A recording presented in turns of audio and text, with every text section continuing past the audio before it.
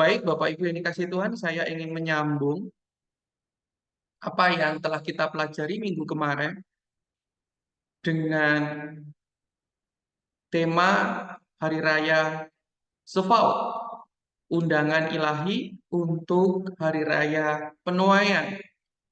Dan kali ini, pada pertemuan kali ini, saya akan mengajak Bapak Ibu sekalian untuk kita dapat mempelajari tentang sistem navigasi bangsa Israel. Nah, kenapa mempelajari sistem navigasi ini penting? Ternyata kita mengerti bahwa Alkitab adalah penuh dengan simbol-simbol, penuh dengan eh, tipologi-tipologi, dan kiranya pengetahuan untuk sistem navigasi ini dapat membantu kita menguraikan pesan-pesan yang tersembunyi yang disampaikan oleh penulis Alkitab. Nah, Bapak Ibu yang hadir baik secara onsite, online, atau yang memeriksa atau yang melihat, menyaksikan melalui YouTube, Bapak Ibu dapat bergabung bersama kami dalam berbagai kesempatan. Kami rindu untuk memberkati Bapak Ibu sekalian eh, dalam ruang belajar bersama dan Bapak Ibu dapat men-scan barcode yang ada di layar Bapak Ibu sekalian untuk dapat join bersama kami, bukan untuk apa ya belajar lagi atau tidak, tapi bagi mahasiswa di CIU setiap pertemuan merupakan materi untuk memperdalam pengetahuan kita atau memperdalam bahan-bahan modul yang diterima. Tetapi bagi Bapak Ibu yang tidak tergabung di dalam DTU, izinkanlah kesempatan ini untuk dapat memberkati Bapak Ibu sekalian, memperlengkapi kita semua untuk bertumbuh lebih mengenal Tuhan dan dapat semakin dalam untuk mengerti pesan Tuhan di dalam Alkitab. Baik, kita akan mereview apa yang kita sudah pelajari minggu kemarin.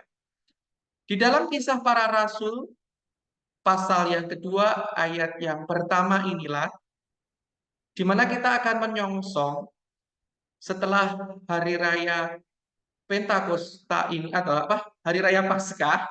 Setelah Hari Raya Paskah, kita akan menghadapi Hari Raya Pentakosta atau Hari Raya Sefaut. Kisah Rasul pasal kedua ayat yang pertama demikianlah tertulis. Ketika tiba hari Pentakosta, semua orang percaya berkumpul di satu tempat. Sepertinya tulisan ini tulisan yang sederhana. Dikatakan di dalam ayat tersebut sederhana juga. Ketika tiba hari Pentakosta. Nah, apakah kata-kata ini hanya kata-kata biasa?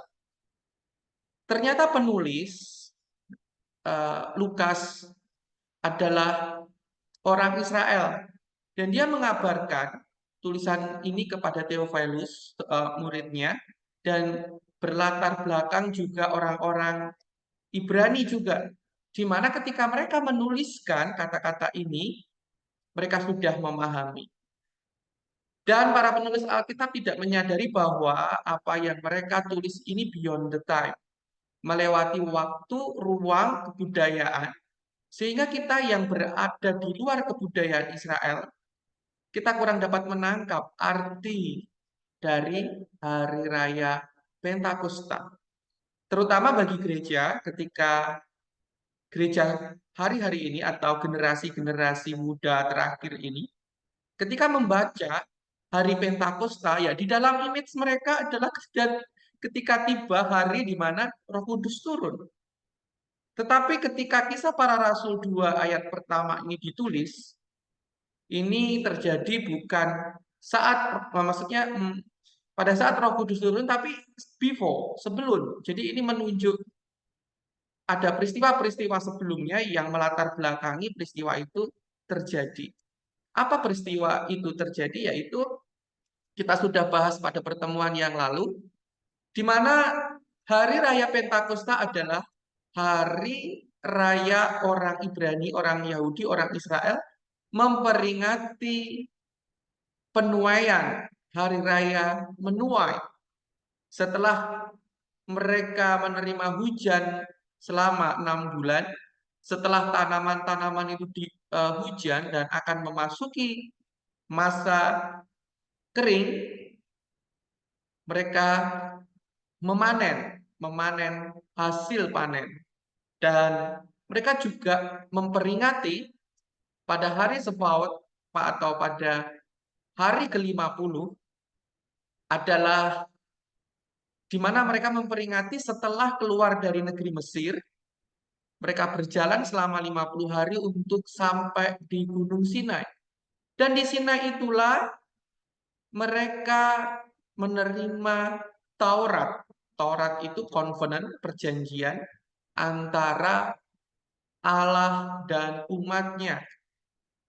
Di hari Sebaot atau hari raya Pentakosta, mereka memperingati turunnya firman Tuhan, turunnya perjanjian, turunnya suatu hubungan yang covenant itu dimulai.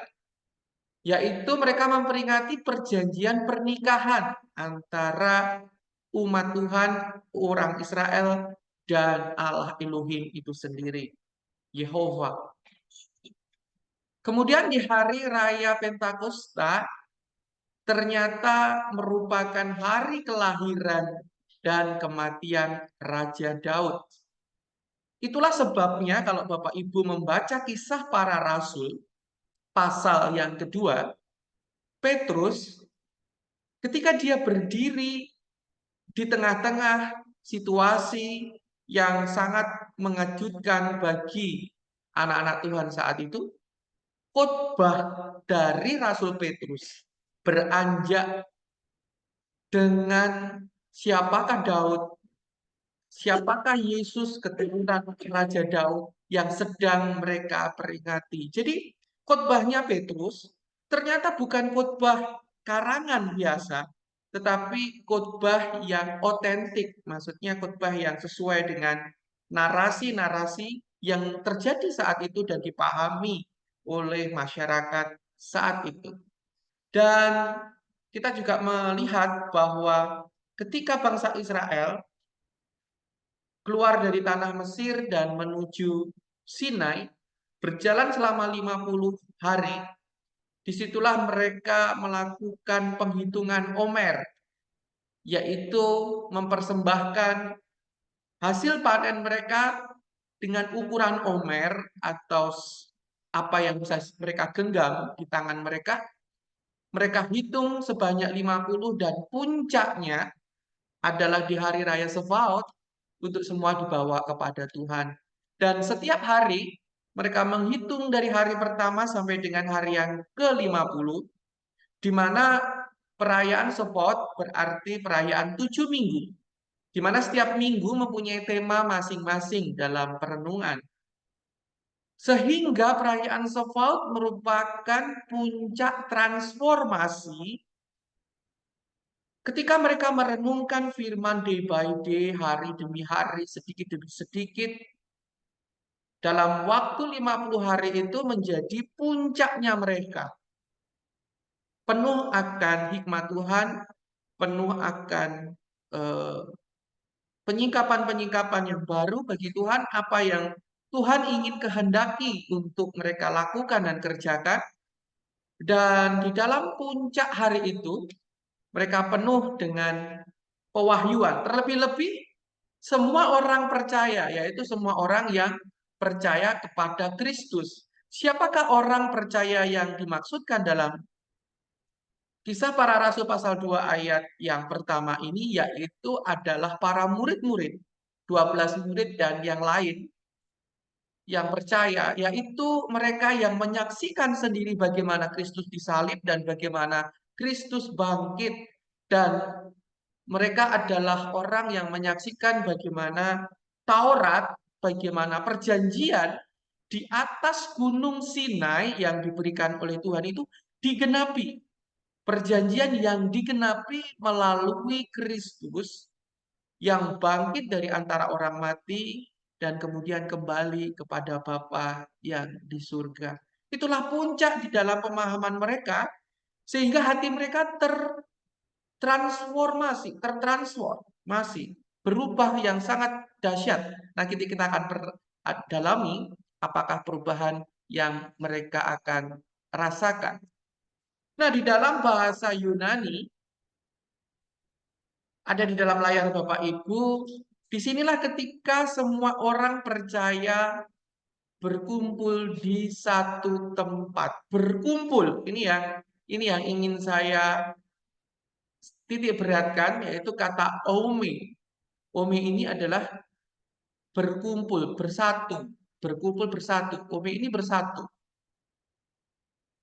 Tetapi di dalam bahasa Ibrani, jadi kisah para rasul ini ditulis oleh Lukas, dan Lukas pun juga memiliki latar belakang kebudayaan Ibrani yang sangat-sangat kuat. Walaupun dia menulis dalam bahasa Yunani, tetapi di dalam pikirannya dia, di dalam pengajaran-pengajaran dia, ini kan bahasa internasional ya, bahasa yang semua orang bicarakan. Tetapi mungkin dalam kelompok-kelompok sinagode-sinagode kecil-kecil, mereka akan berbicara dalam bahasa Ibrani. Uvayom, Milet, Shivat, Hashavuot, Vayitshu, ini Kulam, Kulam, Lev, Ehad. Apa ini Lev? Lev ini adalah jantung. Jadi mereka semua berkumpul, ya lev itu bisa limpa ya, hati ya, tapi itu juga jantung. Dikatakan di sini dalam bahasa Ibrani saya sangat suka sekali. Mereka semua berkumpul menjadi satu dalam satu hati dan dalam satu detak jantung. Apa Bapak Ibu yang dikasih Tuhan? Ketika kita berkumpul, kadang-kadang kita nggak bisa satu detak jantung. Jantungnya yang pertama kadang merasa ketakutan. Coba Bapak Ibu perhatikan bagaimana detak jantung ketakutan. Pasti cepat. Karena takut. Takut kenapa? Berkumpulnya dipaksa untuk berkumpul, ya kan? Di pressing. Kalau nggak kumpul nggak dapat absen. Nah, kalau di kita tidak boleh, boleh berkumpul, boleh tidak, boleh lewat Zoom, boleh lewat YouTube. Dilakukan dengan hati yang tenang. Jikalau berkumpul itu tidak dalam satu detak jantung, apalagi yang satu ketakutan, gelisah, tidak percaya. Ya, di sini dikatakan bahwa orang percaya itu berkumpul dalam satu detak jantung. Nah, ini luar biasa. Dalam kata bahasa Ibrani ini saya sangat suka karena detak jantung ini kalau sama, ya, semangatnya sama, ini akan menghasilkan ledakan-ledakan kuasa yang sangat-sangat unpredictable. Nah, Bapak Ibu, boleh dikatakan dalam bahasa apa ya, lebih tajam lagi, Kisah Para Rasul pasal 2 ayat yang pertama boleh dikatakan begini. Di saat Pentakosta memuncak, ya, kenapa saya kasih kata-kata memuncak? Ya karena mereka menghitung day by day dari hari pertama sampai hari ke-50. Ada suatu pemahaman yang memuncak. Ada sebuah pengertian yang memuncak. Ada sebuah kerinduan yang memuncak. Ada sebuah perjumpaan dengan Tuhan yang memuncak. Hati yang percaya bersatu di suatu titik. Nah, Bapak Ibu yang dikasih Tuhan, ini ayat 1 ini, Kisah Para Rasul 2 ayat 1 boleh saya andaikan, boleh saya perumpamaan seperti kaca pembesar. Nah, kaca pembesar ini terjadi pada saat koma ini, di saat Pentakosta memuncak, di mana setiap orang-orang percaya menemukan nats dalam perjanjian lama yang digenapi oleh Tuhan Yesus. Bapak Ibu, ketika Tuhan Yesus itu bangkit, day by day, hari demi hari, dia menampakkan diri, memperlihatkan diri kepada para murid terus setiap hari sampai 40 hari. Itu artinya Tuhan Yesus memberikan setiap hari itu pernyataan, memberikan setiap hari wujud atau apa ya, kesaksian. Wah, ini loh firman yang tak genapi, lah ini loh tak genapi, lah ini loh tak genapi, tak genapi, tak genapi. Nah, disitulah saat Bapak Ibu sekalian memeriksa firman-firman Tuhan. Ketika Bapak Ibu menyelidiki firman Tuhan, ketika Bapak Ibu merenungkan firman Tuhan, ketika Bapak Ibu mendengar suara Tuhan, ketika Bapak Ibu melihat konteks-konteks dan semakin banyak penyingkapan, hati Bapak Ibu pasti memuncak. Dan ketika Bapak Ibu berkumpul sesama, pernah enggak ini? Bapak Ibu mendapatkan sebuah penyingkapan, terus apa yang tersingkap dalam hati Bapak Ibu kumpulkan bersama-sama dengan sahabat, saudara, atau orang percaya bersama-sama, didiskusikan.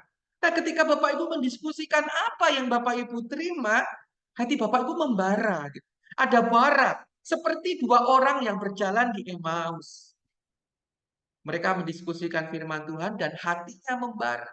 Hati orang percaya bersatu. Bapak Ibu, kaca pembesar ini juga sebagai fungsi mengumpulkan terang. Dan ketika terang itu terkumpul di dalam satu titik, terang itu akan membara, membakar sesuatu benda di mana terang itu terfokuskan pada titik itu. Nah, sama dengan kita di tempat ini, kalau kita terus belajar firman Tuhan, terfokus dalam satu titik, kita mendiskusikan, misalkan izinkan saya membagi, misalkan saya dengan teman-teman yang di DTU mengadakan laboratorium tentang membahas orang buta.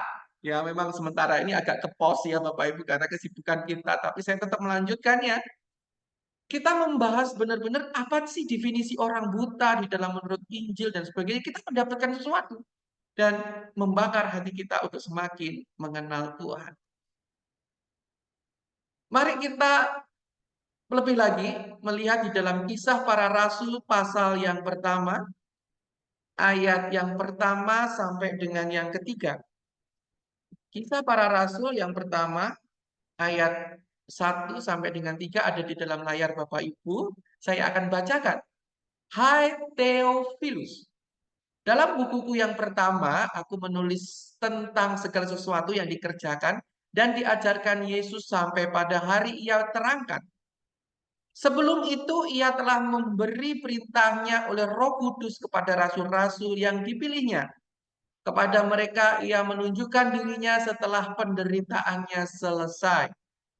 Dan dengan banyak tanda, ia membuktikan bahwa ia hidup. Sebab selama 40 hari ia berulang-ulang menampakkan diri dan berbicara kepada mereka tentang kerajaan Allah. Bapak Ibu yang dikasihi Tuhan, ketika saya membaca, mempelajari dari perikop Kisah Para Rasul 2 ayat yang pertama dan Kisah Para Rasul 1 ayat 1 sampai dengan 3, ini adalah pembukaan, kata pembukaan dari sang penulis Kisah Para Rasul. Apa yang dia tuangkan di sini dan apa kaitannya dengan Hari Raya Pentakosta ini? Mari kita akan melihat dan menyelidiki. Di situ dikatakan, hai Theophilus, dalam bukuku yang pertama. Nah, buku pertama siapakah ini? Ini adalah buku pertama Lukas. Penulis Kisah Para Rasul itu adalah Lukas. Di mana Injil Lukas menulis tentang segala sesuatu yang dikerjakan dan diajarkan Yesus sampai pada hari ia terangkat. Nah, ini ada titik. Saya nggak tahu kenapa ayat 2 ini kok nggak di sini ya. Kenapa ini koma terus titiknya di sini nggak dijadikan satu dengan atasnya, saya nggak tahu. Tapi saya membaca kalau saat titik ini kan berarti akhir kalimat. Di situ dikatakan bahwa Lukas adalah merupakan Injil berita yang ditulis pertama kepada Theophilus. Bapak Ibu yang dikasih Tuhan, jadi kalau kita mau membaca Kisah Para Rasul pasal 1 ayat 1 sampai dengan 3, kita harus menyambungnya dulu dengan Lukas pasal yang terakhir. Ya, nanti kita simpan. Ada petunjuk apa di sana? Sehingga kita harus mempelajari navigasi bangsa Israel atau pemahaman navigasi. Di situ ada petunjuk, yaitu dalam Lukas pasal yang terakhir ayat 50 sampai 50 berapa tadi saya lupa. Nanti kita akan lihat di depan. Kemudian, nah ayat yang kedua inilah yang membuat saya melompat. Sebelum itu, ia telah memberi perintahnya oleh Roh Kudus kepada rasul-rasul yang dipilihnya. Bapak Ibu yang dikasih Tuhan, yuk kita baca berulang ya. Karena ketika kita membaca berulang, Profesor Lili Sorkin mengatakan kita akan mendapatkan sesuatu. Dalam buku yang pertama, menulis segala sesuatu tentang yang dikerjakan dan diajarkan Yesus sampai pada hari ia terangkat. Berarti kan sebelum terangkat, sebelum itu, berarti sebelum terangkat, ia telah memberi perintahnya oleh Roh Kudus kepada rasul-rasul yang dipilihnya. Nah, kenapa saya kasih tanda Yesus memberikan perintah oleh Roh Kudus? Bapak Ibu yang dikasih Tuhan, di titik ini siapakah Yesus?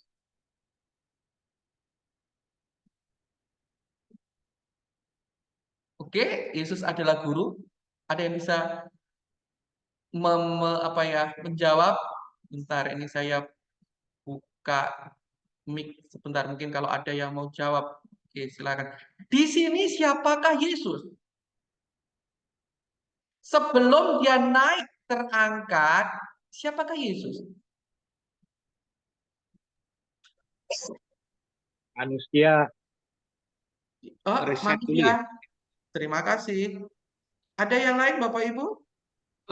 Guru atau rabi, Pak Ferry. Guru atau rabi, betul sekali. Ada yang lain? Guru dan Tuhan. Guru dan Tuhan. Ada yang lain? Bapak dan anak. Bapak dan oke, banyak sekali. Tapi Banyak belum sekali. belum berapa tepatnya. Maksud saya apa yang dilihatkan di dalam ayat ini. Ayat ini memperlihatkan sesuatu. Sebagai guru, Pak. Sebagai guru, Pak. Dia sebagai guru, Pak. Betul, betul. Tetapi ayat Ya. ini memperlihatkan segala ada sesuatu. Nah, Iya. mari kita baca Lukas 24. Bapak Ibu sekalian bukalah ayat ini. Tapi biarkan ayat ini ada di layar Bapak Ibu sekalian.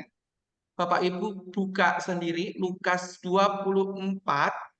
Karena ini sambungan ya. Jadi ini buku pertama dan buku kedua ini penyambungnya. Dan sebelum kita melompat ke dalam buku Kisah Para Rasul ini, kita melihat bagian terakhir daripada Lukas. Ya, Lukas 24 ayat 50 sampai dengan 53. Saya akan bacakan kepada Bapak Ibu sekalian. Tentang kenaikan Yesus. Lalu Yesus membawa mereka keluar kota sampai dekat Betania. Di situ ia mengangkat tangannya dan memberkati mereka. Dan ketika ia sedang memberkati mereka, ia terpisah dari mereka dan terangkat ke surga. Mereka sujud menyembah kepadanya, lalu mereka pulang ke Yerusalem dengan sangat bersukacita. Mereka senantiasa berada di dalam bait Allah dan memuliakan Allah. Nah, pertanyaan saya, siapakah Yesus pada posisi Lukas pasal 24 ayat yang ke-50? Yesus itu seperti apa? Bagaimana? Ada ayat yang dapat menangkapnya Bapak Ibu yang dikasih Tuhan. Yesus dalam tubuh kemuliaan karena sudah bangkit, Kak. Wow, tepuk tangan. Saya mengapresiasikan. Di dalam Lukas, Yesus itu adalah pribadi yang sudah memakai tubuh kemuliaan. Yesus orang mati yang bangkit. Yesus bisa tembus dinding. Yesus Dalam Lukas pasal 24, sudah hidup dalam dua dimensi. Dimensi alam nyata dan dimensi roh. Nah, sebelum Lukas pasal 24, sebelum Yesus disalib, Yesus hanya ada di dalam alam nyata. Dia itu murid-muridnya itu kalau ketemu Yesus ya namanya murid yang selalu bersama. Tidur tahu tempatnya Tuhan Yesus tidur di mana. Tahu Tuhan Yesus makan di mana. Tahu Tuhan Yesus lagi kemana, lagi ngajar di mana. Bisa mereka temui. Tetapi pada titik ini, Yesus tidak bisa mereka temui jikalau Yesus tidak menampakkan diri. Jadi posisi Yesus ini sudah posisi tubuh kemuliaan. Apa tubuh kemuliaan? Posisi Yesus sudah ada dalam alam spiritual. Posisi Yesus sudah ada dalam dunia roh. Paham Bapak Ibu? Itulah sebabnya dia memerintah, memberikan perintah, memberikan pernyataan oleh roh. Karena Yesus sendiri itu Roh Kudus. Keren loh Bapak Ibu di sini. Karena Yesus sendiri itu Roh Kudus. Nah, sebelum-sebelumnya itu apakah dia karena kuasa itu ada di dalam dia. Tapi di sini aneh ya. Saya waktu baca ayat ini, loh, Yesus pribadi. Loh, kok dia kok memberikan perintah? Loh, kok oleh Roh Kudus? Nah, bisa jadi. Bisa jadi ayat ini memang ayat yang nyata, tapi gini. Oleh sebab itu saya lagi berdoa, lagi merenung nanti bisa jadi ya. Sama seperti Musa yang bertemu Tuhan di tengah pohon yang menyala-nyala dan itu adalah sebuah perumpamaan atau alegori dia bertemu dengan dirinya. Itu juga bisa dimaknai di mana Musa itu mengalami spiritual encounter, pengalaman pribadi secara spiritualnya dia. Dikatakan Musa itu berhadapan muka dengan Tuhan. Itu pengalaman spiritual. Mungkin Yosua melihatnya biasa aja, nggak. Tapi secara pribadi Musa matanya terbuka, rohnya terbuka, seperti seorang Nabi Elia atau Elisa atau saya lupa ya, di mana dia punya anak buah yang tidak bisa melihat, yang menyertai itu banyak pasukan di alam roh. Ini Elisa ya. Dan Elisa berdoa kepada bujangnya, matanya terbuka sehingga melihat penyertaan. Nah, ini bisa terjadi seperti itu, orang lain nggak lihat. Bisa terjadi ini itu rasul-rasul melihat Yesus di dalam alam roh. Bisa jadi. Karena Yesus sudah alam roh. Yesus sudah ada di dalam alam roh. Bisa jadi rasul-rasul itu melihat Yesus dalam alam roh. Nah, pertanyaan saya kepada Bapak Ibu, sekali lagi, saya buka lagi mic-nya. Pertanyaan saya kepada Bapak Ibu sekalian, siapakah Yesus? Yang adalah roh saat itu. Oh, dia orang mati kok. Orang mati loh hari ini roh. Dia kan. Nah, ini orang mati bangkit. Bisa menyatakan diri kepada orang yang dia mau dipegang kayak daging begini kan. Tapi dia tembus tembok, dipegang daging, dilihat ada lubangnya, makan juga, makan ikan di pinggir danau itu. Nah, ini alam roh. Jadi roh itu bisa. Nah, tapi dia itu udah roh. Ini pengalaman spiritual encounter daripada rasul-rasul. Mungkin orang lain nggak ngelihat kali ya, yang dia tidak izinkan untuk melihat. Sama, kadang orang lain tidak diizinkan melihat, tapi orang lain diizinkan melihat. Nah, ini mungkin seperti itu juga, saya nggak tahu ataukah benar-benar. Tapi yuk kita lihat, siapakah Yesus? Yesus itu siapa Bapak Ibu? Kita kalau sudah mengetahui Yesus siapa di sini, kita bisa menginjak pada ayat selanjutnya. Siapakah Yesus Bapak Ibu? Tuhan. Next, yang lain. Siapakah Yesus itu? Tuhan, betul? Ya Tuhan. Lalu? Roh Kudus. Roh Kudus, oke. Alkitab menerangkan Alkitab. Siapakah Yesus? Kembali ke hakikat Allah. Kembali ke hakikat Allah. Siapakah Yesus? Ya bisa juga Kristus. Tuhan, Pak, Tuhan. Oke, Yesus baik, supaya lebih cepat ya, saya langsungkan. Kata Rasul Yohanes, Yesus adalah firman. Yesus adalah firman. Logos, ide, thing daripada Bapa itu sendiri. Jadi di sini, Yesus itu sang firman. Sang firman adalah Roh Kudus. Jadi orang yang dipenuhi Roh Kudus adalah orang yang mengerti firman Tuhan, orang yang penuh akan firman Tuhan, orang yang membuktikan bahwa firman Tuhan itu terbuka. Yuk kita akan, jadi Yesus ini firman. Firman itu adalah roh. Firman kan nggak kelihatan kan? Percakapan ini kan nggak kelihatan. Ya tertulis sih, bisa ditulis. Ya, ayat ketiga. Kepada mereka ia menunjukkan dirinya setelah penderitaannya selesai. Dan dengan banyak tanda yang membuktikan bahwa ia hidup. Wah, ini keren. Saya sampai Bapak Ibu yang dikasihi Tuhan, hari ini apabila Bapak Ibu mempelajari firman, yaitu ketika Bapak Ibu mempelajari firman, itu artinya Bapak Ibu berjumpa dengan sang firman, Bapak Ibu berjumpa dengan Yesus, Bapak Ibu berjumpa dengan Roh Kudus, Bapak Ibu dibukakan kebenaran-kebenaran firman, dan Bapak Ibu yakin dan dapat membuktikan bahwa firman hidup. Firman itu hidup.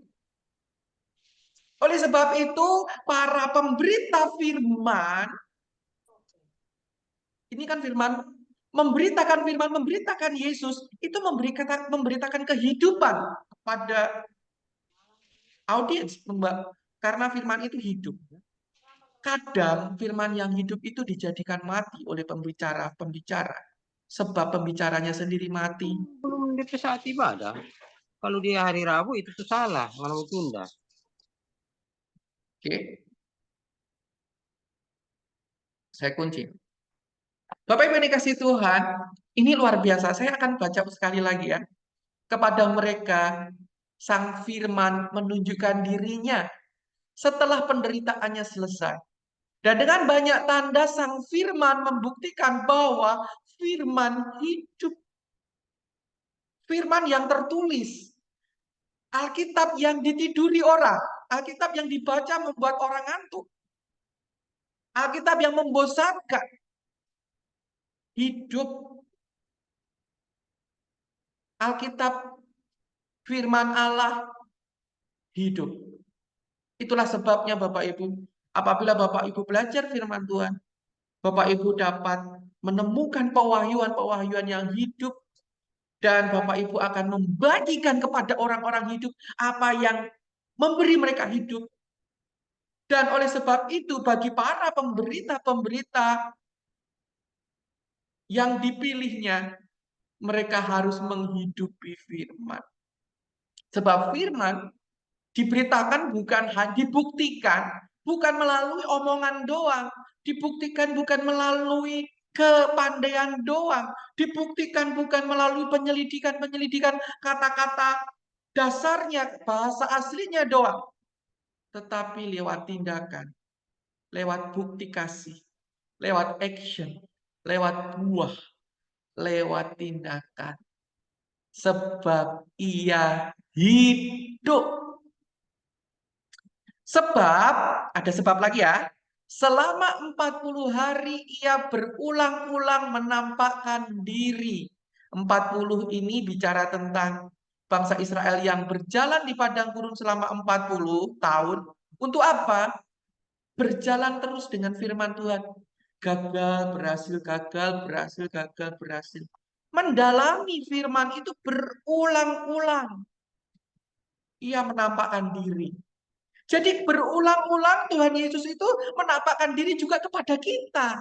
Itulah sebabnya para murid ini menjadi militan. Karena mereka tahu bahwa walaupun Yesus naik ke surga, terangkat, dia sebenarnya tidak pergi kemana-mana, sebab dia sudah berupa alam roh. Sebab dia sudah berupa firman yang hidup. Sebab dia sudah bertransformasi. Jadi dari kupu-kupu gitu, dari ular sudah menjadi kupu-kupu gitu apa? Bermetafor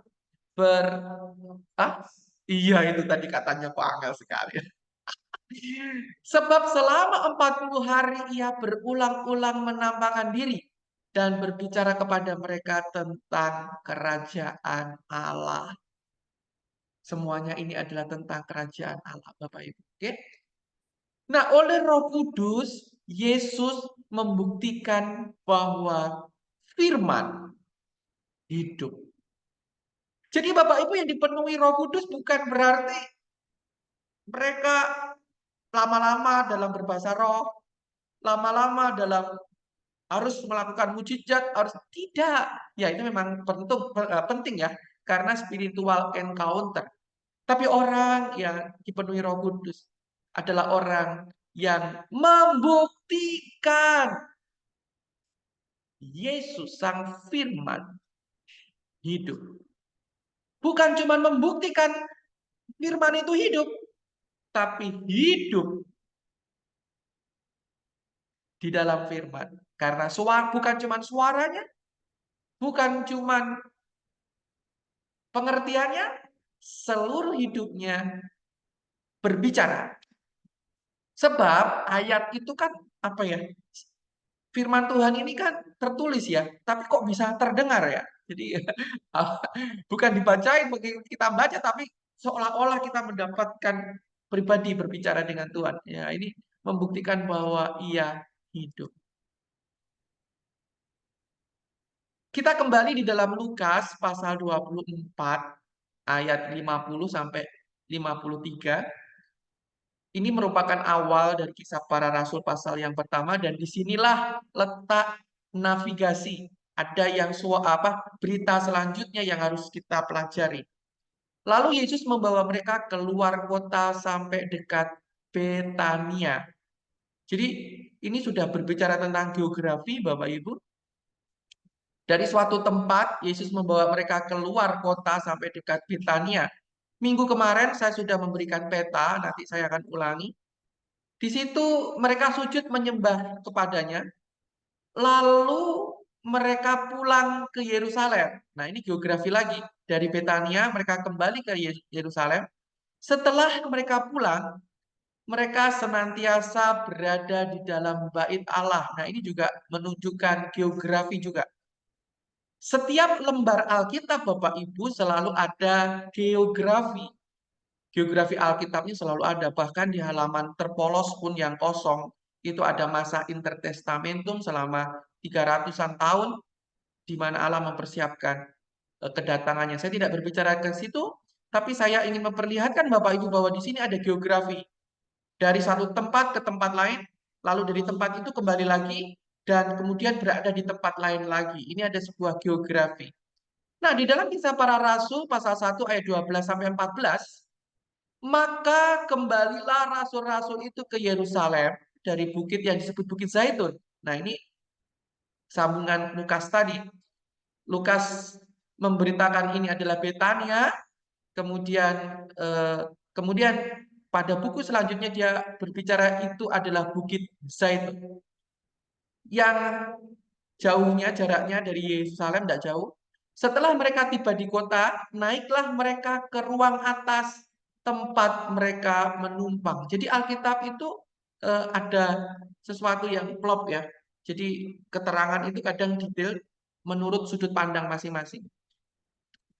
Mereka semua bertekun dan dengan sehati dan dalam doa bersama. Nah, loteng Yerusalem, ruang atas atau ruang di mana mereka melakukan perjumpaan terakhir atau perjamuan terakhir dengan Yesus, merupakan tempat mereka menumpang dan tempat mereka berdoa bersama. Jadi itu kayak menara doa begitu ya. Mereka tidur di atas loteng itu dan itu adalah menara doa bagi mereka. Mereka bertekun dengan sehati, satu detak jantung, dan mereka juga dalam doa. Tetapi mereka senantiasa berada di bait Allah. Ya, jadi jangan Jangan kembali bingung dengan tempat ini. Yuk kita lihat di dalam peta Bapak Ibu, di dalam layar Bapak Ibu sekalian. Ini adalah Betania. Daerah Betania ini adalah Bukit Zaitun. Dan ini adalah Bait Allah, lokasi Bait Allah yang sekarang ada Dome of Rock yang mengcover foundation stone. Dan disinilah mereka menginap di loteng Yerusalem yang menjadi lokasi salah satu tempat sarkofagus penyimpanan daripada tulang Raja Daud. Ya, saya tidak akan membahas ke sana, tapi ini ada pointernya, yaitu tempatnya di sini. Nah, bagaimana Alkitab ini berbicara tentang navigasi yang tidak yang jarang atau lolos dari perhatian kita masing-masing? Itu akan kita lihat, akan kita uraikan pada kesempatan kali ini. Nah, sebelum kita mengerti sistem navigasi, ini kan zaman rasul-rasul ya Bapak Ibu. Jadi pada abad pertama dulu, pada zaman Yesus, itu belum ada yang disebut kompas. Nah, kapankah kompas itu ditemukan? Kompas ternyata ditemukan pada abad yang ke-11. Kira-kira antara tahun 1000 dan 1050 Masehi, ditemukan oleh orang Tiongkok dalam dinasti Song. Tidak tahu siapa yang menemukan, mohon izin sebentar. Kompas ini menjadi alat pertama untuk menentukan arah mata angin pada awal abad tersebut.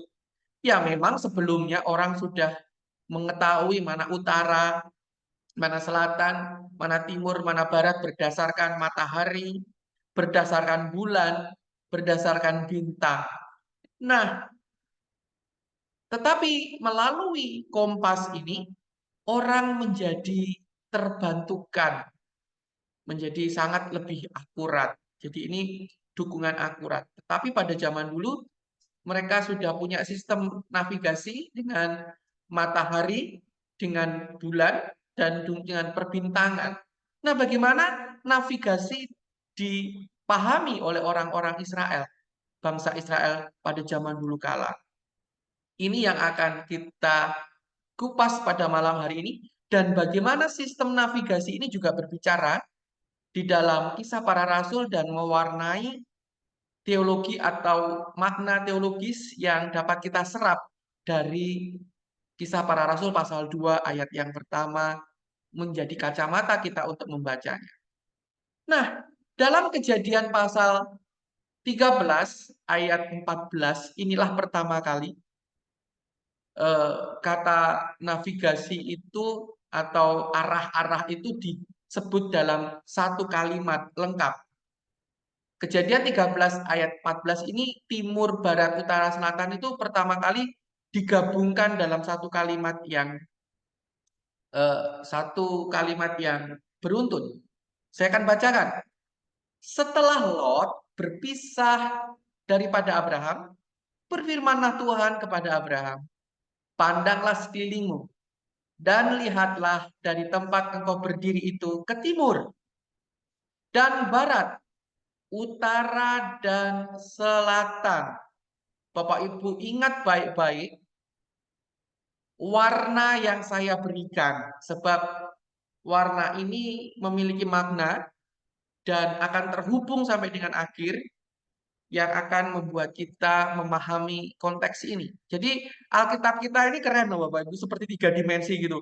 Berbicara kata, berbicara lokasi, navigasi, warna dan sebagainya. Walaupun itu kata-kata biasa. Tetapi bagi orang yang mengerti kala itu bukan sesuatu yang biasa. Nah, Bapak Ibu, dikatakan dalam Kejadian pasal 13 timur orange, barat itu saya kasih biru, utara itu hijau, selatan itu dengan yellow, kuning. Di dalam bahasa Ibrani-nya dikatakan bahwa apa ini? Safona, utara, Safona, Vanegaf, Vanegaf ini selatan, Vahemah, Vademah ini adalah timur, Vademah, dan Yamah ini adalah barat. Mari kita lihat geografi dari negeri Israel itu sendiri. Israel itu berada di dalam bulan sabit subur. Di dalam bulan sabit subur ini dia berada dalam patahan lempengan begitu pada zaman purbakala. Ini adalah lempengan gunung berapi. Di sini banyak sekali gunung berapi pada zaman purba sehingga menyebabkan sebuah letupan yang dasar sehingga ini membentuk sebuah patahan begitu dari bawah sampai atas. Dan Laut Mati ini dan Galilea juga, Danau Galilea merupakan air yang terkumpul dalam patahan tersebut. Kalau semakin ke utara, Bapak Ibu dapat lihat dalam layar ini semakin hijau, ke utara dia semakin hijau karena curah hujan semakin tinggi. Tetapi semakin ke selatan dia sangat kering. Dia menjadi lokasi yang sangat kering. Kemudian di sebelah timur ini ada Yordan dan ini adalah gurun Yordan atau gurun wilayah Arab yang sangat kering juga. Kemudian dia diapit oleh laut Mediterania di sisi barat. Sehingga curah hujan selalu dihasilkan dari laut Mediterania. Kok jadi belibet? Mediterania. Oh iya, itu tadi. Mediterania. Kemudian panas yang sangat panas dihasilkan oleh gurun Arab. Dan batasan terakhir mereka adalah di Beersheba, di tanah Negev ini. Dan di atas nanti kita lihat juga. Nah, utara itu Savona. Utara itu Savona. Selatan ini adalah Wanegbah gitu ya, Negev. Timur adalah Vadamah, dan barat adalah Vayamah. Yam itu laut. Yam itu kumpulan air, laut. Jadi ini kumpulan air juga laut, ini ya laut, tapi Wayamah, jadi laut yang paling besar. Nah, apa utara, apa selatan, apa timur, apa barat? Kita akan lihat. Kata Ibrani yang diterjemahkan sebagai utara, Savona, itu adalah Gunung Savon yang sekarang dikenal sebagai Mount Kilik, Gunung Kilik atau Tevel Akra di perbatasan Turki ya. Ini ada Turki, ini di perbatasan Suriah dan Turki di sini. Ini adalah Gunung Savona. Gunung Savona. Jadi pada zaman dulu itu navigasi itu nggak kayak kompas begitu ya Bapak Ibu. Tapi mereka menentukan posisi-posisi. Menentukan letak-letak sehingga tahu oh letaknya itu di sebelah sana. Oh laut itu letaknya sebelah sana. Oh matahari terbit itu sebelah sana. Oh bagian paling selatan itu sebelah sana. Jadi ini berbicara tentang letak. Gunung Savona. Kenapa berbicara tentang gunung? Gunung Savona menurut mitologi Mesopotamia ya, karena dia pada saat itu memang berada dalam kekuasaan Babel atau Mesopotamia. Dan di sebelah kiri Bapak Ibu ada sederet daftar pustaka yang menyatakan pernyataan ini, yaitu Gunung Suci. Jadi Gunung Suci itu diibaratkan berupa juga maksudnya di daratan utara itu bukan hanya Gunung Savona, tetapi juga ada Gunung Sigrat di dalam dataran Mesopotamia. Jadi gunung-gunung tempat tinggi itu diyakini sebagai tempat kediaman para dewa atau titik akses antara dunia manusia dan surga. Jadi pemahaman orang kuno, orang Mesopotamia, orang Timur Dekat, bahwa kalau seseorang mau berjumpa dengan dewa, mereka harus naik ke atas gunung. Itulah sebabnya mungkin mitologi-mitologi ini mewarnai pemahaman orang Israel, sehingga kalau orang Israel mau bertemu dengan Tuhan, mesti naik ke atas gunung. Elia membawa bangsa Israel naik ke Gunung Horeb. Lalu bangsa Israel naik ke Gunung Sinai. Ya, jadi orang itu kalau mau ketemu dewa, katakanlah begitu ya, para dewa, mereka harus naik ke atas gunung. Oleh sebab itu orang Babel juga membangun Menara Babel untuk mencapai surga, untuk mencapai dewanya. Ini adalah mitologi Mesopotamia. Dan apa kata gunung di dalam Yesaya 14 ayat yang ke-13? Engkau yang tadinya berkata dalam hatimu, aku hendak naik ke langit, aku hendak mendirikan tahtaku mengatasi bintang-bintang Allah, dan aku hendak duduk di atas bukit pertemuan jauh di sebelah utara. Yesaya 14 ayat 13 itu menceritakan Raja Babel yang jatuh karena kesombongannya. Dan ini juga perumpamaan nyanyian tentang iblis yang sombong.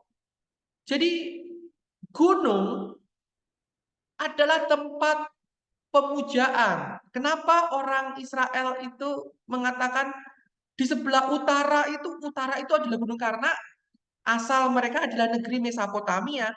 Asal mereka adalah penyembah-penyembah dewa-dewa di atas gunung. Jadi gunung ini adalah tempat mereka menyembah dewa-dewa zaman dulu. Ya. Jadi utara ini tempat dewa-dewa. Dan kemudian di dalam Yeremia 1 ayat 14 sampai dengan 15, lalu firman Tuhan kepadaku, dari utara akan mengamuk malapetaka menimpa segala penduduk negeri ini. Jadi utara itu sumber malapetaka di dalam Yeremia. Sebab sesungguhnya aku memanggil segala kaum kerajaan sebelah utara. Demikian firman Tuhan. Dan mereka akan datang dan mendirikan tahtanya masing-masing di mulut pintu-pintu gerbang Yerusalem. Utara ini adalah Mesopotamia, utara ini adalah Babel, utara ini adalah Persia, dekat segala tembok di sekelilingnya dan dekat segala kota Yehuda. Utara ini juga berbicara Yunani, karena dia ada di atas ya, di utara ya. Jadi utara itu bagi orang Ibrani atau orang Israel, utara itu sebagai simbol kejahatan. Utara itu sebagai simbol bahaya, tempat asal bencana, subur. Jadi tempat yang subur, tempat banyak makanan, itu tempat banyak kejahatan. Tempat subur, tempat banyak panen, tempat banyak uang, tempat basah. Karena di atas itu curah hujan lebih banyak. Karena di daerah utara itu curah hujan lebih banyak daripada daerah selatan di bawah. Tempat basah itu sumber kejahatan, tempat bahaya.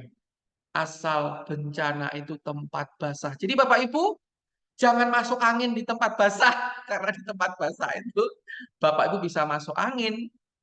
Ya, jangan di tempat basah. Jangan kebanjiran. Nanti itu sumber bahaya bencana di sana. Ini just joke ya Bapak Ibu. Nah, kemudian selatan. Apa itu selatan? Kata Ibrani selatan itu yaitu Vanekbah, Vanekbah, yaitu berada di ini loh, gurun Negev. Gurun Negev. Nah, apa yang terjadi di tempat kering? Apa yang terjadi di tempat kering? Tempat kering adalah peristiwa nenek moyang bangsa Israel, Abraham bapak mereka,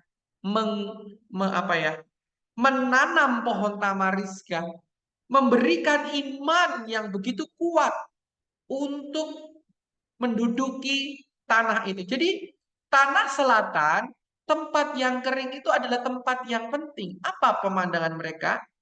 Beberapa ayat dalam Alkitab juga mengkaitkan arah selatan dengan kesuburan dan berkat. Aneh kan?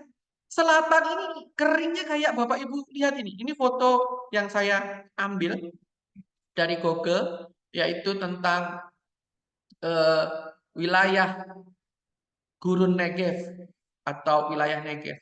Ini kering.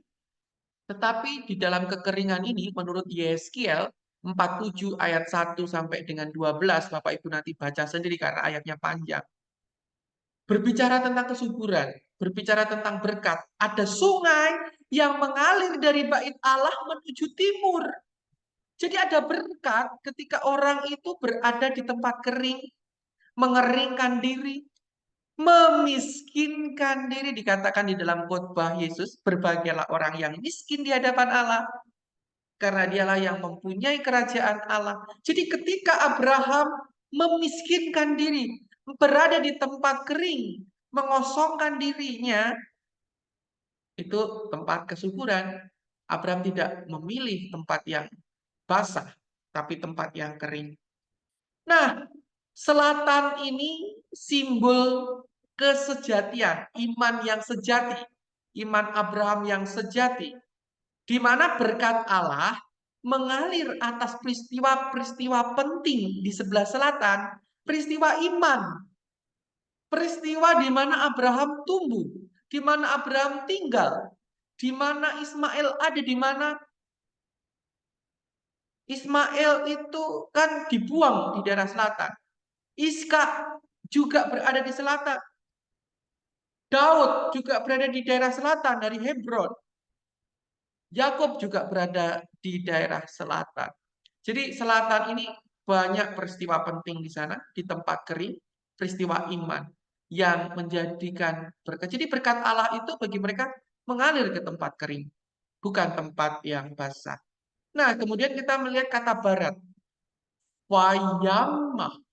Yam itu laut, dan itu terhubung dengan Mediterania. Nah, kalau ada tulisannya saya nggak salah. Tapi kalau nggak ada tulisannya bisa salah-salah sebut. Bapak Ibu yang dikasihi Tuhan, fayam, yam, air, itu adalah sisi barat.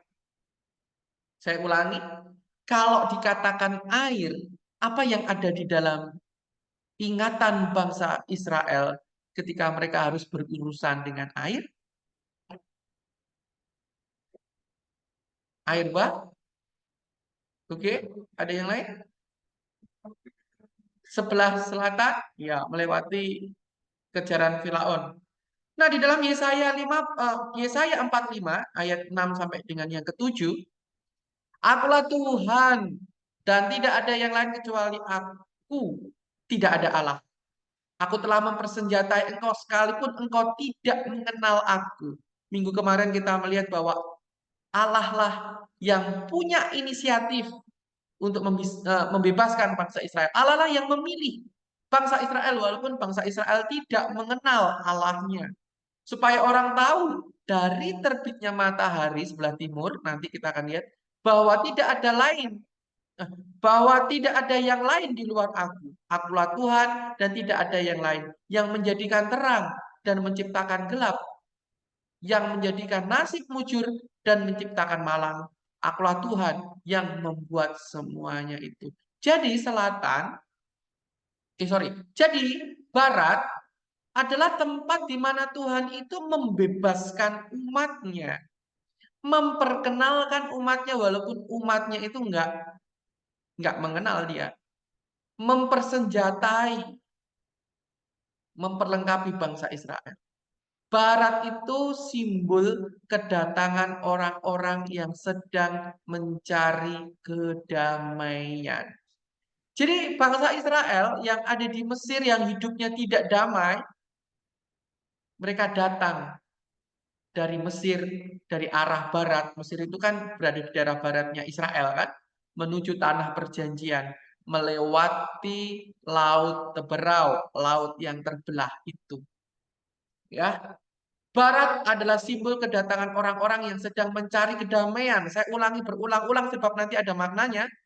Orang-orang yang berjalan menembus air yang terbelah dari sisi satu dengan sisi lain. Itu adalah simbol baptisan. Itu adalah simbol keselamatan. Menerima keselamatan, dibaptis, artinya membenamkan diri mati ke tempat air ini, kemudian bangkit kembali. Nah, Bapak Ibu, kita akan melihat apa arti waktu timur. Timur itu adalah hadem, wahedemah. Nah, kata hadem ini itu merujuk istilah mengingatkan bangsa Israel kembali ke suatu tempat dari waktu yang sebelumnya. Saya ulangi, Pak, timur itu mana sih kadem itu? Nah, kadem itu kalau dibilang itu artinya itu kembali ke suatu tempat di mana mereka berasal. Nah, mereka menyadari bahwa asal nenek moyang mereka, Abraham, adalah di sebelah timur. Timur adalah Ur Kasdim. Nah, Ur Kasdim itu juga dibaca Ur itu juga api. Api orang Kasdim. Ur itu api. Ur itu api. Saya ulangi berulang-ulang. Karena timur itu adalah tempat matahari terbit yang dihubungkan dengan konsep kehidupan, konsep kelahiran, dan konsep asal-usul. Menunjuk ke tempat yang abadi, menunjuk ke tempat yang kekal, yaitu menghadap ke arah Gunung Arab di sebelah timur.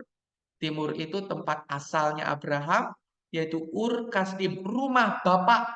Rumah Bapak. Nah, kalau rumah Bapak itu abadi, kekal di dalam kekekalan. Jadi rumah Bapak itu ada di sebelah timur. Di mana di timur itu konsep kehidupan yang melahirkan konsep asal-usul. Jadi kejadiannya ada di sebelah timur. Rumah Bapak. Nah, Bapak Ibu, di dalam Kejadian pasal 2 ayat yang ke-8, dikatakan di sana, tertulis dalam firman Allah, selanjutnya Tuhan Allah membuat taman di Eden di sebelah timur. Nah, Taman Eden itu ternyata di sebelah timur. Disitulah tempatnya manusia, disitulah ditempatkannya manusia yang dibentuknya itu. Jadi timur itu tempatnya Taman Eden, tempatnya kehidupan.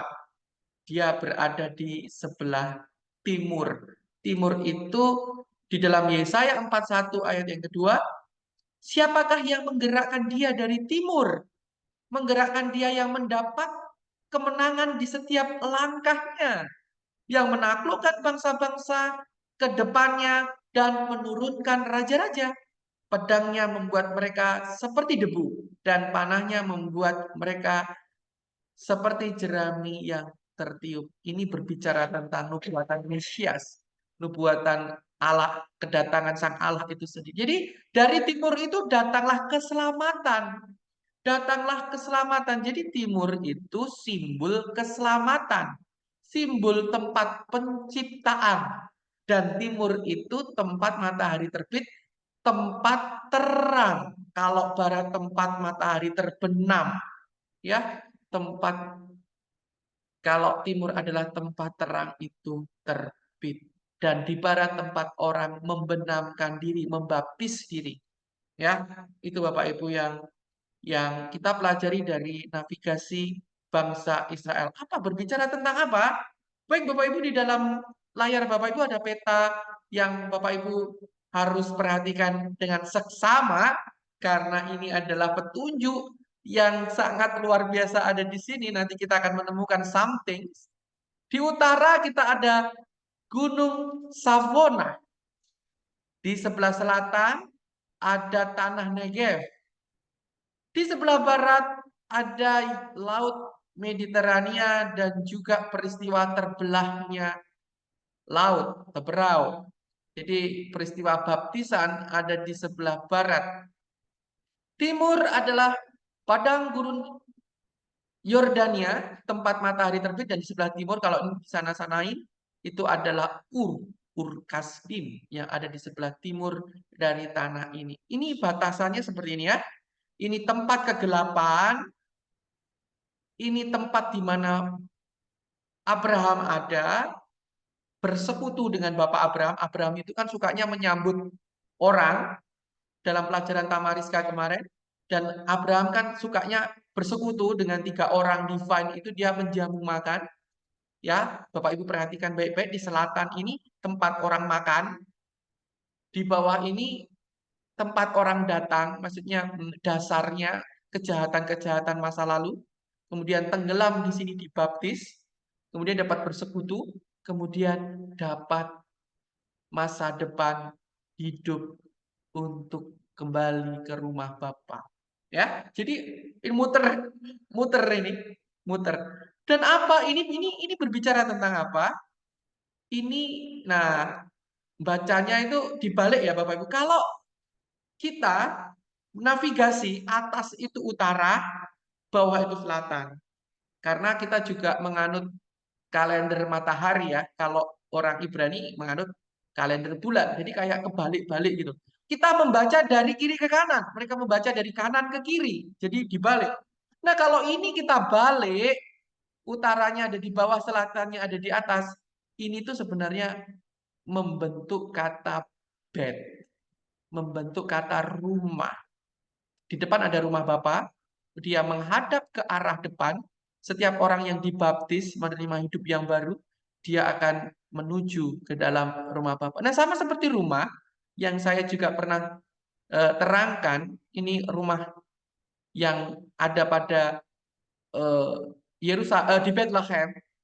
Dia juga berbentuk dengan bed, karena di bawah ini, di dasar ini tempat menyimpan makanan, tempat hewan-hewan tinggal, tempat yang kotor. Dan di atas ini tempat orang menjamu makan. Oleh sebab itu Yesus mengadakan perjamuan itu di atas, di loteng, di sotoh. Tetapi di Bethlehem, Yesus lahir dari bawah. Oleh sebab itu, kenapa bawah ini berbicara tentang tempat kejahatan, tempat para dewa. Jadi Yesus itu datang di tempat yang kotor, di dunia ini yang kotor, untuk menjadi terang. Dan kemudian dia membawa kita di tempat perjamuan, membawa ke atas, karena kita harus dibaptis, menerima, menyeberangkan dari tempat yang jahat ini, diseberangkan melalui lautan ini, kita menyeberang melalui baptisan, dan kita dijamu di atas. Dijamu dalam perjamuan bersama Yesus di atas ini, sehingga kita perjamuan itu apa? Memecah-mecahkan roti. Roti itu adalah firman. Jadi ketika kita merenungkan firman Tuhan, kita ada di daerah selatan ini, merenungkan iman yang bertumbuh. Jadi ketika kita dari hidup yang jahat, kita menerima keselamatan, menerima Yesus, bukan tidak cukup menerima doang, kita harus bersekutu dengan Dia, bertumbuh dalam makanan-makanan rohani, makanan firman Tuhan itu, tubuhnya dipecah-pecahkan, dan kita menghadap ke timur untuk mencapai terang yang terbit, untuk mencapai rumah Bapa. Bapak Ibu yang dikasih Tuhan, saya mau ingatkan lagi, di tengah-tengah sini, kalau huruf bet itu kan tengahnya ada titiknya ya, di tengah-tengah sini ada yang disebut foundation stone. Apa itu foundation stone? Ya, saya sudah sampaikan berkali-kali. Foundation stone ini adalah batu pondasi. Ini adalah batu pondasi ruang Maha Kudus. Ini adalah batu yang dulunya merupakan pondasi dari ruang Maha Kudus atau bait Allah itu, dan ruang Maha Kudusnya dan ini loh. Ini itu tempat di mana tabut perjanjian itu, ini kan kotak ya. Tabut perjanjian itu kan juga ini ditaruh di sini supaya nggak guling-guling gitu ya. Dia ada pondasinya di sini. Ini namanya foundation stone. Nah, apa yang rabi-rabi katakan? Apa yang Midras katakan? Apa yang Talmud katakan tentang tempat itu? Di dalam Midras Tahkuma di Roman era, di situ dikatakan seperti pusar terletak di tengah-tengah tubuh manusia. Nah, ini nah, minta maaf ya, mungkin orang Jawa yang ngerti. Udele orang Israel itu di Yerusalem, di Dome of Rock. Ini udel. Udel itu pusar. Pusar terletak di tengah-tengah tubuh manusia. Begitu juga tanah Israel sebagai pusat dunia. Di situ di situasi di pusat dunia, Yerusalem di tengah tanah Israel, di tempat kudus di pusat Yerusalem, dan tempat suci di tengah tempat kudus. Ya, tempat sucinya itu di tengah tempat kudus, dan tabut di tengah tempat suci, dan batu penjuru di hadapan tempat suci. Karena dari situlah dunia dibangun. Jadi itu pusar. Bapak Ibu yang kasih Tuhan, pusar itu kan tempat makanan kita saat kita lahir. Ya sebelum lahir ya, itu dicopot. Saat kita embrio, kita ini. Nah, sekali lagi saya ulangi, karena ini terhubung dengan pelajaran kemarin tentang pohon. Ini tali pusarnya. Ini kalau kita embrio, kita ini kan saat kita embrio, kita kan melekat dengan dinding rahim. Ya, ini juga sebagai perekat dinding rahim. Tempat ruang maha suci ini sumber makanan, makanan rohani. Jadi pusat tubuh manusia, manusia itu ada, manusia itu dibentuk karena tali pusar. Ya, coba kalau tali pusarnya putih gitu, mati itu pasti embrionya itu. Jadi ini adalah udel, ini adalah tali pusar dunia, tempat pemahaman-pemahaman itu dibangun. Nah, itu penting sekali dalam pemahaman orang Israel ya, tempat itu. Nah, ada ahli ini orang Muslim ya, yaitu Abdullah Al-Rahman bin apa? Ibnu ya, ini bacanya Ibnu Muhammad Ibnu Khaldun gitu ya. Siapakah beliau? Beliau adalah salah satu sejarawan terkenal pada awal abad 14. Dia menulis karyanya yang terkenal. Ini karena Yerusalem pernah dikuasai oleh orang Islam, oleh orang Arab, oleh kekaisaran dari orang Islam. Karena kemudian dia menuliskan sebuah buku geografi, buku histori gitu ya. Namanya The Muqaddimah, sebuah introduksi pengantar histori yang di situ memuat bagaimana pembangunan tabernakel bangsa Israel itu adanya di mana, yaitu di Dome of Rock itu tadi. Nah, di situ dia mengatakan Salomo membangun bait suci pada tahun keempat pemerintahannya, 500 tahun setelah kematian Musa. Pintu-pintu dan dinding-dinding bait suci disalutnya dengan emas. Di bagian belakang gedung dibuat ceruk untuk tabut perjanjian. Jadi di dalam tabut itu ada ceruknya ya, yaitu tempat yang Bapak Ibu tadi lihat. Jadi bait suci berdiri selama Tuhan menginginkannya. 800 tahun setelah dibangun, Nebukadnezar menghancurkannya. Setelah itu ketika raja-raja Persia mengembalikan orang Israel ke tanah mereka, bait suci dibangun kembali oleh Ezra. Selanjutnya satu demi satu, mereka orang Yahudi diperintah oleh Raja Yunani, Persia, Romawi, Herodes membangun bait suci menurut ukuran bait suci Salomo. Helena menghancurkan sisa-sisa bait suci yang dia temukan dan memerintahkan agar sampah dibuang ke batu, dibuang sampai tertutup dan tidak diketahui lagi lokasinya. Jadi kayaknya fondasi stone ini dulu tuh tertimbun sebagai pembalasan atas apa yang telah dilakukan menurut apa yang diyakini kekuburan Sang Mesias. Jadi ternyata ada mitos-mitos atau ajaran-ajaran kuno. Dan ini diketahui oleh orang Muslim. Orang Muslim sendiri mengetahui itu. Demikianlah situasinya tetap begitu sampai munculnya Islam dan menaklukkan tanah Israel oleh orang-orang Arab. Kafilah Umar datang sendiri untuk menerima penyerahan Yerusalem dan bertanya tentang batu itu. Batu itu tempatnya di mana sih? Gitu ya. Mereka menunjukkan lokasinya. Umar menemukan batu itu dan membangun sebuah masjid di atasnya. Akhirnya kafilah Walid Ibnu Abdullah Al-Malik memperindah bangunan masjid itu. Jadi ini historis bagaimana Dome of Rock itu dibangun. Ya, itu Dome of Rock.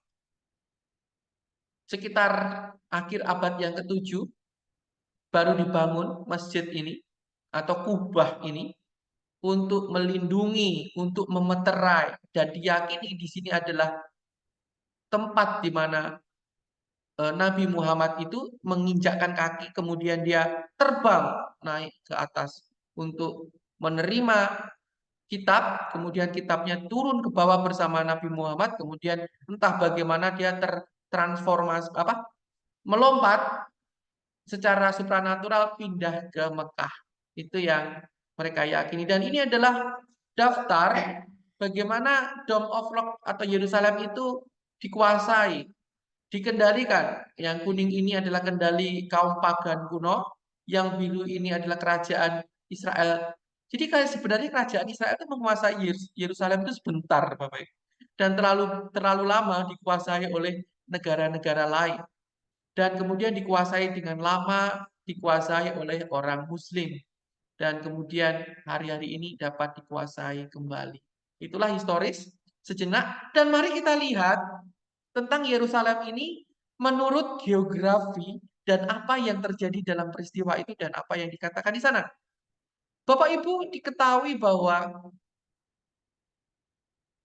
Gunung Zaitun ini peta yang tadi ya, yang di depan tadi ya, Bapak Ibu harus ingat baik-baik bahwa Gunung Zaitun itu ada di sebelah timur. Gunung Zaitun ini ada di sebelah timur. Dan Bait Allah itu menghadap ke timur. Dan di timur itu ada apa? Di timur itu ada peristiwa di mana Tuhan Yesus itu mengajar kepada murid-muridnya di dalam Matius 24 ayat yang ketiga. Kemudian di timur juga ada Tuhan Yesus itu berdoa, yaitu di Taman Getsemani ini. Dia berdoa sementara murid-murid lain tidur. Dan di timur Tuhan Yesus juga diserahkan. Di timur Tuhan Yesus juga naik menuju ke langit. Ya, di timur ada keledai yang disiapkan. Di timur juga ada peneriakan Hosana, Hosana. Hosana ini bukan sebuah pujian. Hosana ini artinya selamatkan aku, gitu ya. Hosana itu selamatkanlah aku. Nah, apa yang Bapak Ibu dapat pahami di sini? Apa yang di sebelah timur? Di sebelah timur itu terhubung dengan ajaran-ajaran. Di sebelah timur itu terhubung dengan Taman Getsemani. Nanti kita akan bahas Taman Getsemani itu apa di sebelah timur. Ada ajaran, ada Taman Getsemani di mana Yesus berdoa, dan di sebelah timur itu ada kekekalan. Yesus naik ke langit, ada dimensi kekekalan. Yesus pergi ke rumah Bapa di sebelah timur, ada dimensi kekekalan. Masuk ke dalam alam roh, yaitu di sebelah timur. Dan di sebelah timur datanglah keselamatan. Ya, luar biasa kan? Jadi kalau Bapak Ibu coba searching, ya saya juga nggak ngerti ya kenapa kok ternyata ketika pujian, biasanya kan puji-pujian itu kan Hosana gitu ya, terpujilah Tuhan. Jadi Hosana itu diartikan pujian, tapi sebenarnya Hosana itu bukan pujian. Hosana itu adalah selamatkan aku, selamatkan saya. Anak Daud, selamatkan saya. Jadi Hosana ini berbicara tentang keselamatan, minta tolong untuk diselamatkan. Dan Yesus mengendarai keledai menuju ke dalam bait Allah waktu itu, menuju ke Yerusalem dari Betania, dia naik keledai dan diteriakkan selamat. Jadi keselamatan itu datangnya dari timur. Ya, dari timur. Kemudian kita akan melihat di sebelah barat ada apa?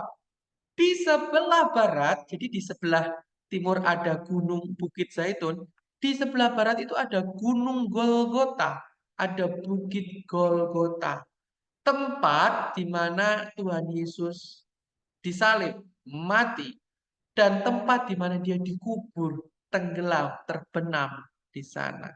Dan kemudian dari kubur itu dia bangkit. Tempat di mana dia bangkit. Sama seperti baptisan loh Bapak Ibu ini. Masuk ke dalam, kemudian tak lama naik. Masuk, naik. Jadi di sini terletak baptisan itu. Di sini terletak tenggelam, kemudian bangkit. Dan ini berbicara tentang baptisan. Di sini juga berbicara tentang kematian. Jadi sebelah barat, wayamah, itu berbicara tentang baptisan. Di sebelah timur berbicara tentang keselamatan.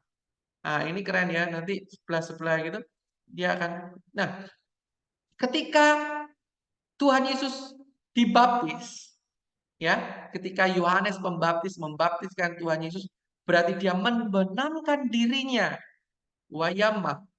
Dan kemudian dia menghadap ke timur, bukan berarti waktu itu Tuhan Yesus menghadap ke timur ya, tidak ya. Tapi ketika dia bangkit, terbitlah terang. Roh itu kan juga dilambangkan dengan api.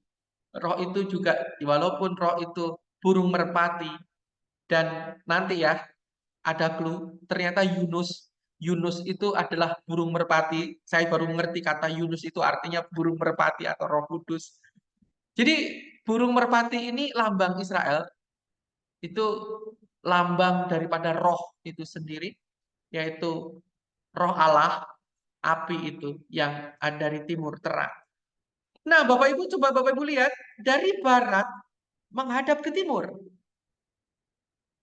Pada saat ia keluar dari air, ia melihat langit terkoyak dan roh seperti burung merpati turun ke atasnya. Jadi dari barat dia menuju ke timur. Dari barat dia menuju ke timur. Dari barat dia menuju ke timur, kekekalan. Ya, dari barat dia menuju ke timur. Saya nggak tahu kenapa itu sangat-sangat pas dengan sistem navigasi. Dari baptisan turunlah burung merpati, jadi menuju ke timur. Jadi dia naik ke atas. Di dalam Ulangan 23 ayat yang ke-11 atau ayat yang ke-12 dikatakan, kemudian menjelang senja haruslah ia mandi dengan air. Jadi Bapak Ibu yang dikasih Tuhan, di dalam adat istiadat Israel, baptisan itu tidak hanya dilakukan dalam satu kali. Baptisan itu adalah menyucikan diri dalam kolam mikvah. Jadi melakukan mikvah. Jadi kalau orang perempuan, kalau para ibu-ibu itu yang lagi datang bulan, itu dianggap najis. Dan akan suci kalau sudah selesai, dia harus mandi dengan air. Dan mandinya ini hanya boleh dalam waktu senja. Nggak boleh pagi, nggak boleh siang. Hanya boleh menjelang senja. Itu artinya matahari terbenam di sisi barat. Jadi barat itu berbicara tentang baptisan, berbicara tentang penyucian, berbicara tentang mengkuduskan diri, berbicara tentang menyembelih. Jadi ketika kita bertemu dengan Sang Firman yang benar ini, ketika kita mematikan diri kita, dan itu terjadi setiap hari, ketika kita belajar firman Tuhan, kita mengerti kebenaran. Oh, ternyata aku salah ya. Ternyata aku masih punya kedagingan. Dan ketika kita menggorok kedagingan kita mandi. Dan itu arahnya adalah daerah barat. Mikvah ini ya. Pada waktu matahari terbenam, ia boleh masuk kembali ke dalam perkemahan. Jadi baptisan, penyucian itu di sebelah barat. Berada menjelang senja, ia mandi dengan air. Bapak Ibu yang dikasih Tuhan, apa artinya? Kita ini melihat ke belakang untuk melihat ke depan. Kita belajar perjanjian lama untuk mengerti perjanjian baru. Kita melihat ke belakang untuk melihat ke depan. Kita melihat masa lalu kita. Kita melihat, oh ternyata aku dulu salah. Ya jangan dibaleni, ya jangan diulangi. Kita tenggelam di sini. Kita dibaptis di sini. Ya, kita di sebelah barat ini kita kita di sebelah barat ini kita disucikan. Kemudian kita dapat mengarahkan diri seperti bait Allah itu mengarah ke arah timur, ke arah matahari terbit. Ya, ke arah matahari terbit, ke arah api. Ke arah api berasal, ke arah rumah Bapa berada, kita menuju untuk dapat terangkat. Terangkat ini artinya apa, Bapak Ibu? Terangkat itu artinya terlepas dari gaya gravitasi bumi. Yesus terangkat ke surga. Yesus terlepas dari gaya gravitasi bumi. Jadi firman Tuhan yang kita renungkan, firman Tuhan yang mengubah hidup kita berubah, itu akan membuat kita terlepas dari gaya gravitasi bumi, sehingga kita boleh tidak cinta akan kedagingan kita, sehingga kita bisa terangkat rohani kita menuju rumah Bapa. Melihat ke belakang untuk melihat ke depan, ya. Di sebelah selatan selalu ada upper room. Upper room ini kan tempat orang makan. Di sebelah selatan, Abraham menjamu makan. Nah, ini jadi sebelah selatan ini ada orang makan. Ya, ada makanan-makanan di sini. Dan di sebelah utara itu ada yang disebut kolam Bethesda. Dan Bapak Ibu kalau mempelajari kolam Bethesda itu sebenarnya kolam untuk memuja dewa-dewa Yunani, ya. Jadi ini kolam pemujaan dewa. Kalau Bapak Ibu melihat sejarah, kolam Bethesda ini sebenarnya kolam untuk memuja dewa-dewa Yunani. Jadi kolamnya orang-orang Romawi yang mereka itu melakukan pemujaan-pemujaan dewa di sana. Jadi ini Yerusalem ini berbicara banyak tentang sistem navigasi yang kita dapat pelajari. Apalagi yang dapat kita pelajari? Kita lihat. Bapak Ibu lihat ya, Golgota ini. Dan di sini adalah tempat Yesus berdoa. Timur adalah tempat Taman Eden menurut kejadian yang telah kita tadi baca. Di Taman Eden, Adam dan Hawa memakan buah pengetahuan, tidak taat akan perintah Tuhan. Tetapi di Taman Eden, Yesus menaati firman Tuhan itu dengan peluh yang menetes seperti tetesan-tetesan darah dengan gemetar. Dan dia sanggup dalam doanya itu untuk menaati firman Tuhan. Dia tidak makan ini buah. Kemudian justru dia tergantung di atas pohon. Jadi di sini Adam dan Hawa jatuh karena pohon buah. Dan di atas sini Yesus tersalib di atas pohon juga untuk menjadi pohon kehidupan. Buah pohon kehidupan. Jadi di belakang ada pohon kehidupan, di depan ada pohon pengetahuan. Karena Yesus juga mengajarkan hal-hal pengetahuan firman Tuhan kepada murid-muridnya di sebelah timur. Nah, ini luar biasa ya. Bisa kayak begitu. Bisa, nggak tahu ini kenapa Alkitab kita luar biasa seperti itu. Nah, kemudian Bapak Ibu bisa lihat di Taman Getsemani. Tuhan Yesus berdoa agar dia itu taat memakan apa yang Bapa sediakan. Cawan ini, biarkanlah cawan ini lalu. Tapi biarkan kehendak-Mu yang jadi. Tetapi, yang dimakan oleh Tuhan ini kan firman Allah. Tetapi Adam memakan keinginannya dia sendiri. Buah yang dihasilkan dari pengertiannya dia sendiri. Dan di Taman Bukit Golgota, Yesus ini tergantung juga di sebuah pohon. Dan dia menghasilkan pohon kehidupan. Bagi orang yang percaya kepadanya, dibaptis, mau juga disalibkan kedagingannya bersama dia, dia akan menjadikan kehidupan, makan buah kehidupan. Kenapa? Bapak Ibu lihat, Taman Getsemani itu di Bukit Zaitun. Yesus berdoa. Di sini di Taman Bukit Golgota. Loh Pak, Golgota kok ada taman? Iya, coba dibaca Yohanes 19 ayat 41. Yohanes 19:41. Dekat tempat di mana Yesus disalib ada suatu taman. Jadi kata-kata ini tuh nggak kebetulan loh. Emang Tuhan itu apa ya kebetulan nulis Yohanes ada taman? Enggak. Ini membuktikan bahwa kisah Taman Eden ditebus, dilunasi, diberesin oleh Tuhan itu sendiri. Di suatu taman di dekat di dekat tempat di mana Yesus disalib, ada suatu taman, dan di dalam taman itu ada suatu kubur baru. Kubur itu apa, Bapak Ibu? Hah? Kubur adalah tempat menenggelamkan orang mati. Entah itu di dalam tanah, entah itu di dalam goa, nanti orang matinya itu ditenggelamkan. Jadi tempat menenggelamkan keinginan-keinginan duniawi. Ada di dalam suatu taman. Taman itu apa? Kumpulan pohon. Pohon adalah apa? Pohon adalah firman. Jadi taman firman Tuhan itu, ya, tempat kita disalib, melaksanakan firman Tuhan, dan tempat di sekitar situ ada kubur di mana kita harus ditenggelamkan. Jadi ini kisah rohani semua ini.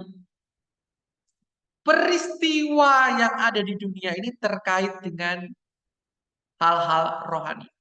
Kisah Para Rasul pasal 2 ayat 1. Ketika tiba hari Pentakosta. Nah, ini ketika tiba hari Pentakosta, mereka semua berada di mana? Semuanya berkumpul di satu tempat. Difokuskan di tempat mana? Di Bait Allah. Terfokus. Bait Allah itu apa? Tempat di mana pusat dunia, pusat ajaran, pusat hadirat Allah, rumah Allah. Mohon maaf, udel, tempat makanan itu. Pusar. Mereka berkumpul di sana. Dan di sanalah mereka mendapatkan kebenaran-kebenaran, penyikapan-penyikapan ilahi. Dan di sanalah mereka bertemu dan penuh Roh Allah. Di saat Pentakosta memuncak, ya, mereka terus merenungkan firman Tuhan. Hati yang percaya bersatu di suatu titik dengan detak jantung yang sama membara. Dan disitulah Roh Allah memenuhi mereka. Terima kasih. Demikian pemaparan kita pada kesempatan kali ini. Saya memberikan kesempatan Bapak Ibu jikalau ada yang bertanya, saya persilahkan.